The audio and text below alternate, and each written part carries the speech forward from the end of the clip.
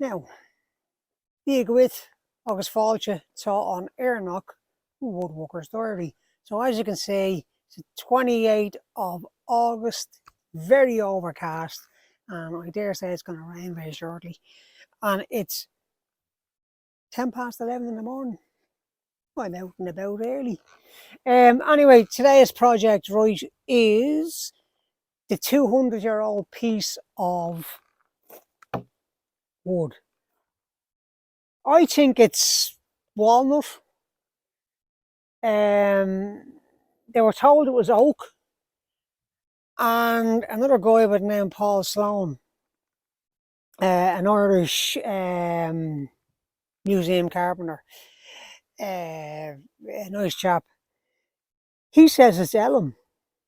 So, judging by the end grain, I'm still saying walnut. But anyway, we're going to be taking a look at this now. We're going to be cutting into it. I'm not going to reveal the project, unfortunately. It'll just be one of those projects. It'll unfold as it goes along, all right? Simple as that. That's the best I can tell you. If you want to follow the video. And if you don't want to follow, worry about it. Anyway, I have my my famous scrapbook. I keep all my projects in a scrapbook, by the way. I have done for many years, and hence the name, the Irish Woodworker's Diary. I've had a diary since 1990, 91, when I first kind of ventured out working for myself, and that's where I got my name from, an Irish Woodworker's Diary. All right, so I'm around a long time, by the way. I'm around a long time. And my project for today, I will reveal, it is a hallway table, right? It's an entry table. And I'm going to step inside because it's piddling rain, okay? Now, guys, it's now 10 to 5 in the evening. I had to clean the workshop. And it was raining outside, so we had to abandon working outside to come into the workshop. Right. So what I've done is I've put this slab, this 200-year-old slab of wood up on my bench. Cleaned up. Okay guys, we're ready to cut this piece of wood. We're going to find out exactly what it is, and hopefully we're going to be excited and delighted.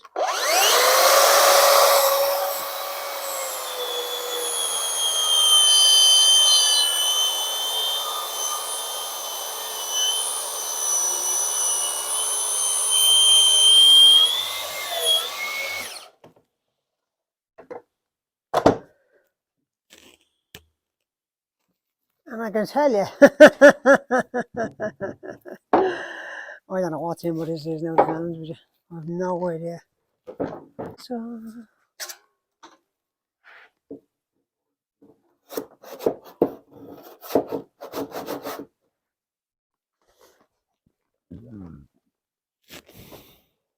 we just didn't cut all the way through. So, now,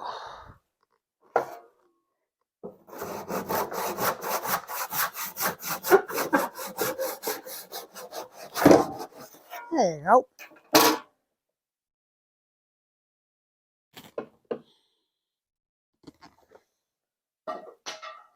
It's definitely not elm. Anyway, let's split this down, right, this way. Now I'll take this in 2 passes, okay? I'll take this in 2 passes. So, shift that up there.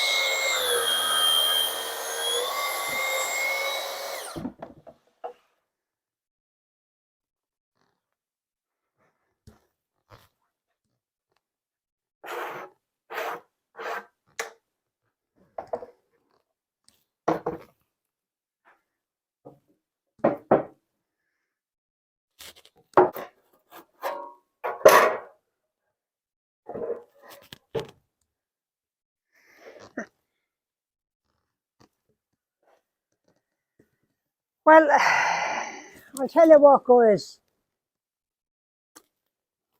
We don't have walnut. We don't have oak. We're definitely not looking at elm, but we are looking at chestnut. This is chestnut.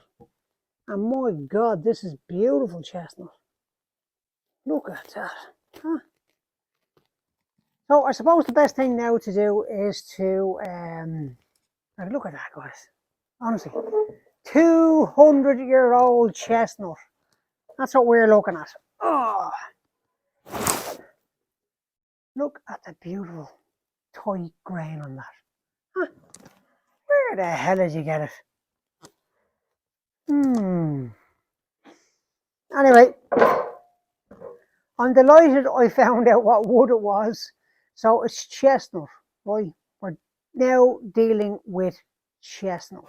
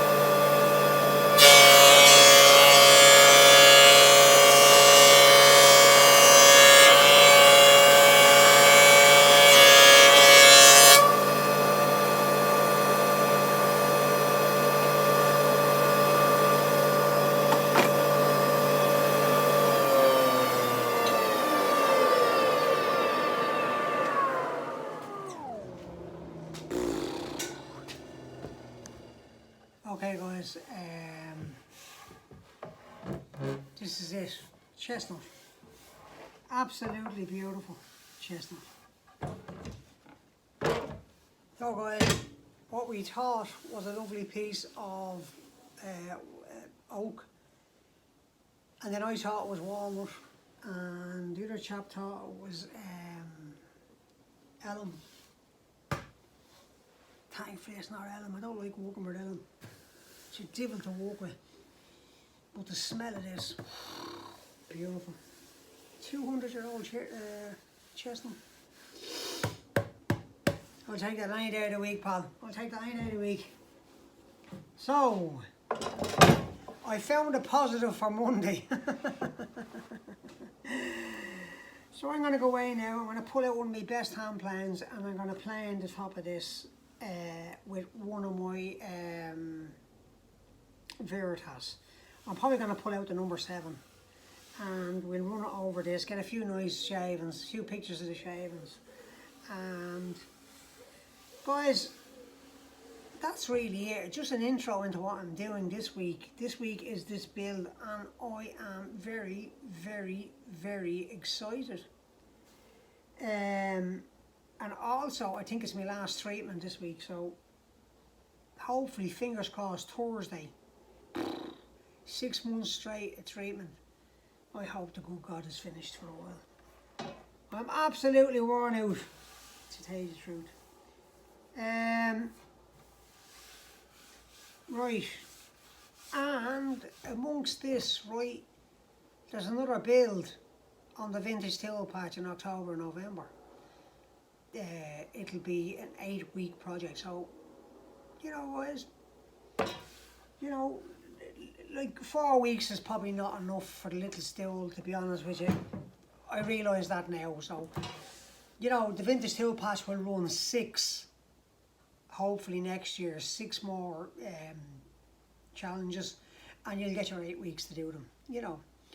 And it just gives people a chance to use the tools that they bought, you know, experiment with them. You know, nice new chisels. If you're not happy with the angle on them and they're a bit battered looking, you can take a bit of time to put new handles on them. And maybe that's something we look at for the vintage tool patch as well.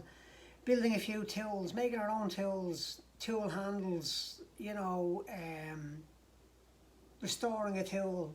You know, it's not all going to be project based, you know. But I have to say, like, you know, a big thank you to the Vintage Tool Patch for giving me the opportunity to design and build some of the projects. Although I won't be doing a video on the next project,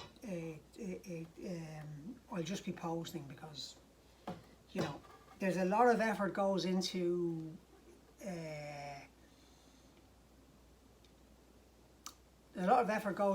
when you're doing videos and you're trying to teach people something. And, you know, especially because I'm on treatment, like I was under a bit of pressure to get this video finished, the last video, and I left out some vital stuff, which was the seat top. I didn't show how I done the mortars and tenons, so I'm going to put a little video up about that, right? I do apologise, I really do apologise for not putting that or including that. So it'll be a little 5, 10, 15 minute video, and I'll show you the process of how I went about chopping the mortise holes for the seat top. Once again, guys, it's only a bit of a chit-chat video. It's giving you a bit of an insight into what I'm doing, right? Buzz off. And it's, you know, just showing you that, like, I do use power tools. I'm not telling you I don't use power tools, but when it comes to small projects, you can't use machines like that on pieces of timber this size. You just can't. Like, you just can't. So it's quicker with a hand plane. You know, I know you see people using little small planers, and that's up to themselves. I'm all about health and safety, and my safety is vitally important right now at this time in life while getting treatment. And so health and safety is a huge part for me in staying alive. And the winter's coming in now, and I'm in a kind of a damp garage. That's going to put a bit of a pressure on me doing what I love, because I want to get out here. Because if I get an infection or I get a cold and you're on chemotherapy treatment, it just knocks you for weeks. And it also gives me another problem that I can't go out socialising, or, you know, because when you're on chemotherapy, you know, that's one of the things you can't do. You can't go out socialising. Like, you know, I haven't seen my sisters in 7 months, 8 months. My sister Linda, I haven't seen her probably well over a year, maybe 2 years.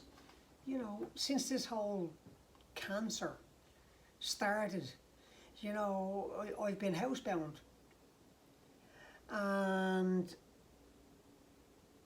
it's, I have to tell you guys, it's soul destroying.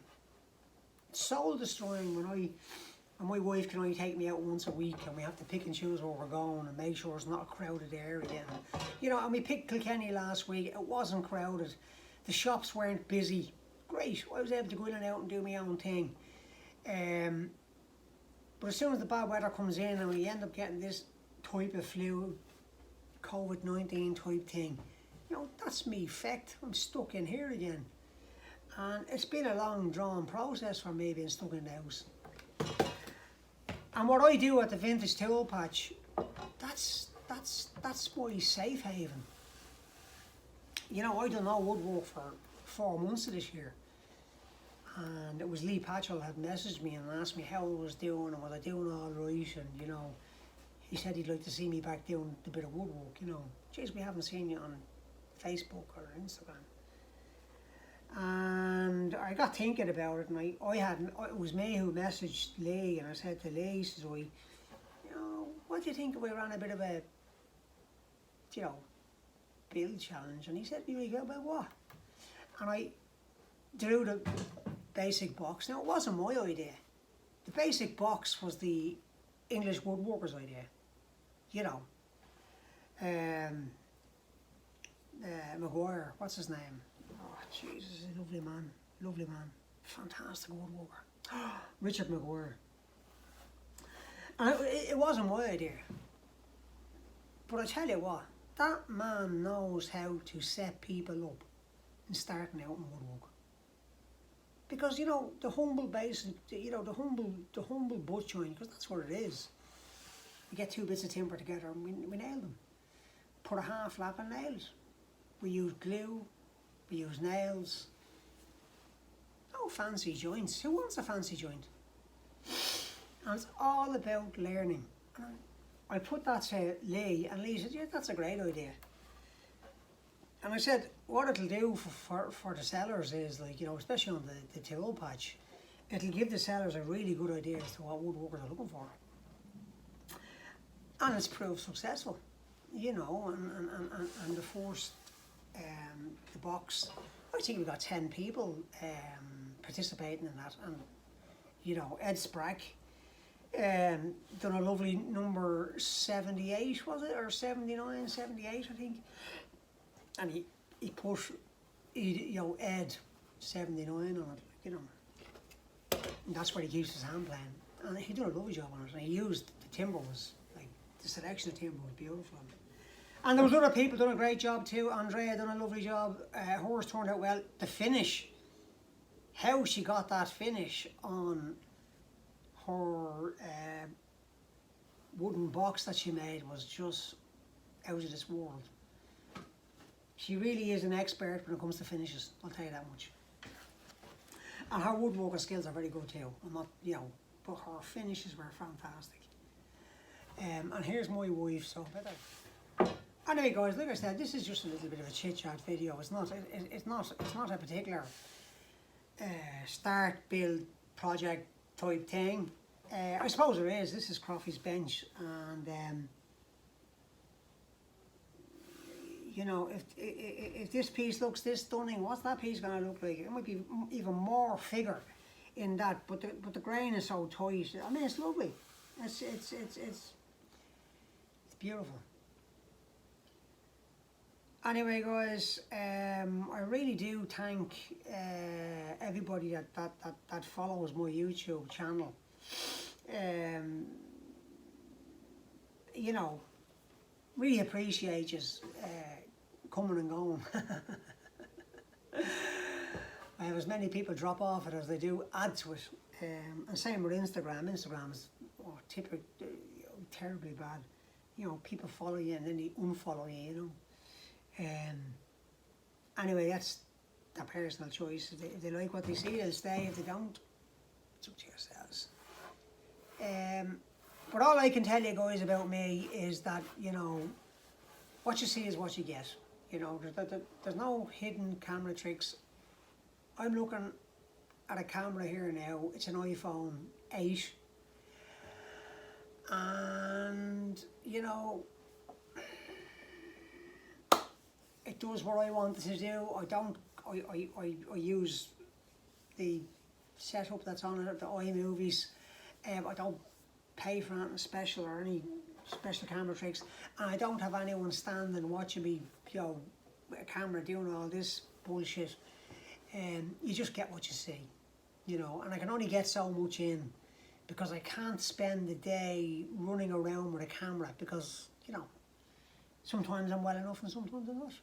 And I have to walk around that. The camera has to walk around that. And such is life, you know. But I'm just proving that what this is all about,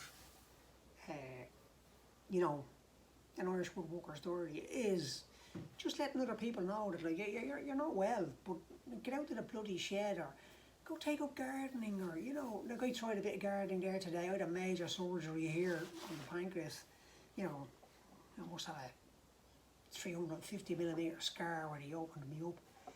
And I was out there in the garden and I was trying to rake the grass, and after 20 minutes I had to give it up, like, you know. But I'll go back at it again tomorrow and I'll do another bit. You know, I don't let anything defeat me. If it takes me 3 days to rake the grass on 1 acre, it takes me 3 days. Like, I'm not going to get upset about it or annoyed about it, you know. And hopefully now in about 4 weeks' time I'll be back on the road. I'll have a van. I hopefully be picking up a little old van and we'll be on the road. We'll actually take the camera with us, so when I'm picking up timber, you'll see where I go. I go to Wood Industries, I go over to Leo in Mount Rath, and I bring it to various other places where I pick up my materials, to give you an idea of what Ireland's like and how you source your bits and pieces, you know. You definitely can't source anything off Facebook or Marketplace because they're just robbing swines. I mean, they ask for hundreds of euros, so you have to go and find people that are in between that are happy to see something being done with wood at, you know, a lesser price, you know, because just the cost of materials at the moment, cost of living has risen again, like, you know, and it's back in the news again. It's back in the local radios. You know, we're sick of listening to it, but it's a fact. It's a fact, you know. And I'm sure in the UK it's every bit as bad and probably a bit worse, in fact. And I'm sure in the United States, you know better than, you know, any of us out there. So, you know, but you know, like I said, if you suffer from depression or you have cancer or, you know, you have some other illness, that, you know, don't sit in front of the television. That's what I'm trying to tell you. Get out. Like, look at me. I'm in a shed. Like, literally, my boys, they turf me out here. I mean, my tools are everywhere. I mean, I'm looking for something for a friend of mine to send over to him. And the place is a bloody mess. And I was looking Saturday, I couldn't. I said, oh, here, the hell with it, and, you know. And we went off to Kilkenny in the afternoon. So, what I'm going to do is, I cleaned up today. We'll take another bash at looking, see what I can do. Anyway, this chit chat video is getting too long. It's, God, it's 6:15 in the evening. And I don't know where the day has gone. But anyway, we've uncovered the truth. 200-year-old pieces of chestnut.